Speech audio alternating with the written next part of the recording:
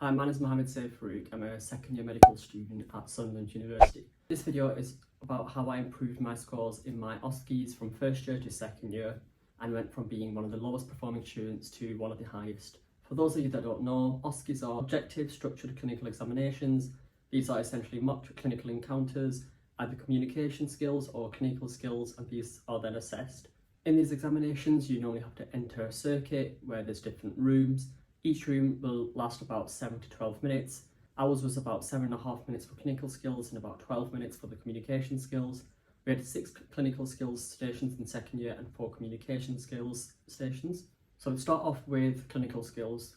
Last year I only went as far as looking through the crib sheet and expecting that I'd remember everything and be able to perform the procedures in the exam. Whereas this year I went a few steps further, so I'd take the sheet, make sure I was familiar with all the steps, but then I'd also rehearse those steps as well. I'd practice with different friends, and then we'd go through the procedures together and assess each other as well. We'd use the crib sheet as a mock scheme. When it comes to OSCEs, they're definitely different to written exams, and of course the way you revise for it would be different.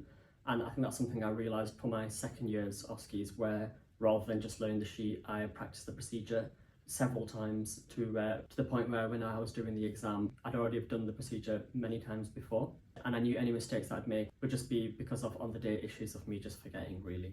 When it came to communication skills, I made sure I looked through our sort of university documents, looking at key acronyms such as ICE, Plato, Socrates, and then also looking at how we approach different communication skills as well, such as the mental health examinations, and putting that all into practice. I didn't do mock communication skills with friends. Maybe that's something I'll do in the future.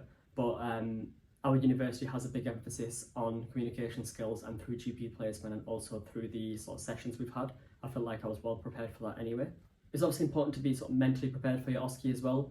In first year, because I also knew I hadn't done as much work as I'd like to have done, I was quite nervous, and I think that might have come across in my examinations. Whereas in my second year, I was quite confident, and I think, well, that did come across in my feedback as well, which I was very happy to hear. In terms of tips for on the day of the OSCE, I'll go through what I did, and I guess we can sort of consider whether that was a good idea. So on the day I woke up not too early, I just woke up early enough to have a nice breakfast. Well, I say nice quite loosely. I went to McDonald's and got a McDonald's breakfast and then headed off towards the OSCE room. My exam for clinical skills was at 9 AM, so I was the first session in for each individual station. Once I'd done my first station, I made sure that I wouldn't think about that station and just sort of clear my mind and go into the next station. I think it's quite easy to dwell on the station that you've just been on, and that can obviously have a negative impact on your future stations. So yeah, I think it's important to sort of clear your head after each examination and treat each next station as a new assessment, because essentially it is. And at that point, you can't change what you've done in the previous station. Also, when you're in the station as well, I wouldn't recommend leaving the station when you're done.